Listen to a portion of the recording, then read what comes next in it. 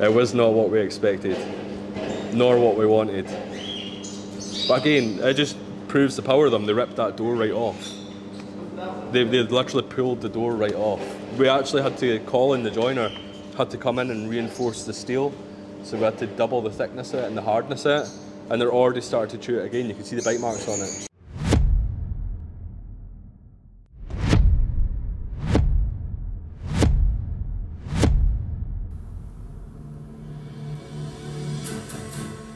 And now to the brilliant story of two aptly named porcupines, Mo and Farah, who managed to slip out of their farm park home and subsequently went on the run. So where did their adventures take them? Well, running around a nearby housing estate where apparently they were quickly found by catching themselves on camera. Well, their great escape has now been curtailed and the plucky pair are safely back home. Kieran McFadgen went to meet them. We've all heard of prickly neighbours, but not quite to this extent. These African porcupines made their escape from their home at Dalscon Farm Park on Saturday morning. And for their keepers, it was like trying to find a needle in a haystack.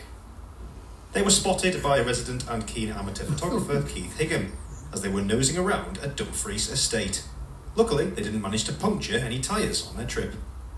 On Saturday morning when we came in, they were no longer here. So very stressful and a really frantic look around the farm park to see where on earth they were, until thankfully we got the phone call to say they were actually about 1.5 miles away in Heath Hall in the housing estate. A resident had phoned saying that she had 2 porcupines in her back garden. Did they by any chance happen to be ours? And I was like, unfortunately they are, yes, unfortunately they are. So it was a mad dash, getting all the equipment together and getting them gathered up and back to Dalscon.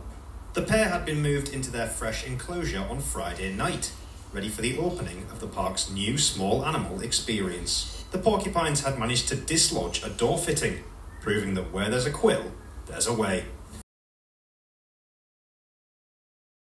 This is porcupine breakfast. I don't really need to chop it up because their teeth do a perfectly good job of it, but it just makes life a bit easier. And they will just crunch through the whole stalk of broccoli as well. Sure. So we just chop up a bit for them.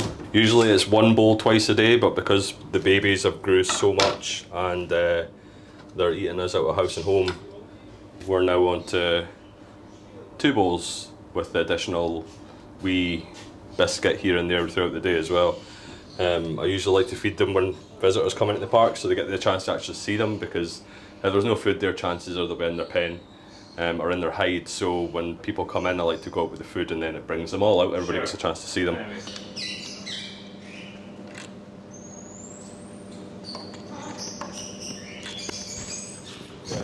We got offered these previously to us actually taking them, and we said no to them. When we first got offered them, my concern was the safety of other people. Like, I don't mind being in here working with them, but I don't want to throw like Jack or Connor in here if they're not a friendly enough animal that people can work with them. So I was quite worried about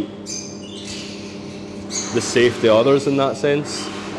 So we actually said no to them the very first time, and then they came back in the December, and we were already building this, and we knew we could build a big enough area to house them and do it properly. So yeah, we ended up taking them the second time, but we denied them the first time, so we did.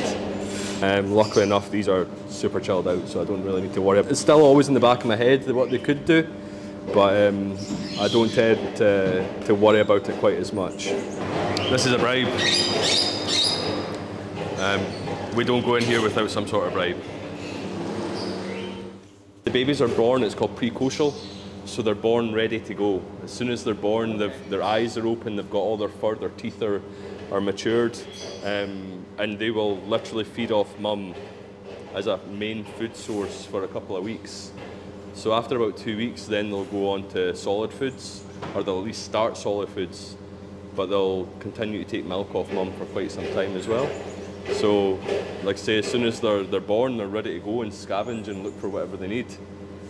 And the wee ones are really feisty. They rattle their tails at you, they'll stomp their feet, they'll grunt at you, so they're quite feisty compared to the parents. A group of porcupines is called a prickle of porcupines. And in this prickle of porcupines, you would usually find adults, juveniles, and infants.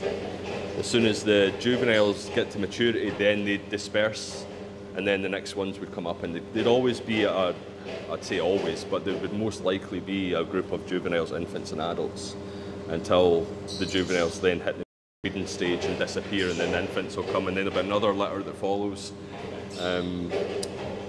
But mum and dad, they breed for life, they pair for life. Yep, they pair for life.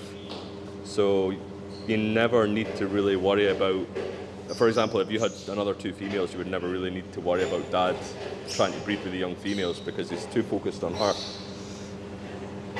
So when they're born, they're really bristly, almost like a pig. They don't have the sharp spines. But after about 10 days, and the longer they're exposed to air, the harder the quills get. Yeah, similar to whiskers and hair. They're keratin based.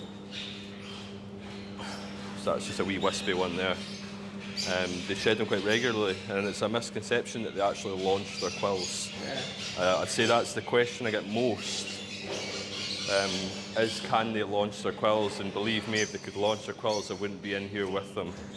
The only way the quill can actually come out, other than a shed, is it has to be depressed into the tissue to break a little airlock, and then it'll come out stuck in whatever they're fighting. Come out stuck in whatever that has been pierced into. Then a new one will grow up through that same position, smooth, and then harden as the air is exposed to it. It's strange because they've got so many different types of quills. They've got the big long tracers, and then you've got the really sharp ones in the inside that are approximately 7 to 8 inches long. They're super sharp. They're like the big one I showed you earlier. At the tail there, it looks like the quills have snapped. What it is they're actually hollow, and that's one of their warning systems. So if they're not happy with something and they want to show you they're not happy, rather than just instantly running at you to scare you off, they'll grunt really loudly and they'll shake their tail. And because they're hollow, they actually rattle, so the tail quills rattle at you. But they've got a few warnings. That's one of the first, where they'll kind of grunt and rattle their tail at you. Next one, they'll kind of stomp their feet at you and grunt. And then there's no third warning, they just run at you, so they do. They tend to chuck the spikes up and run at you, but they can reverse just as quickly, running just as quickly backwards as they can forwards. So if they've got the spines up and they're reversing at you, they're super quick as well. Fortunately enough, I've never experienced it, so I wouldn't like to come into contact with an animal that was a wild one of these or an aggressive one, because it would be quite daunting.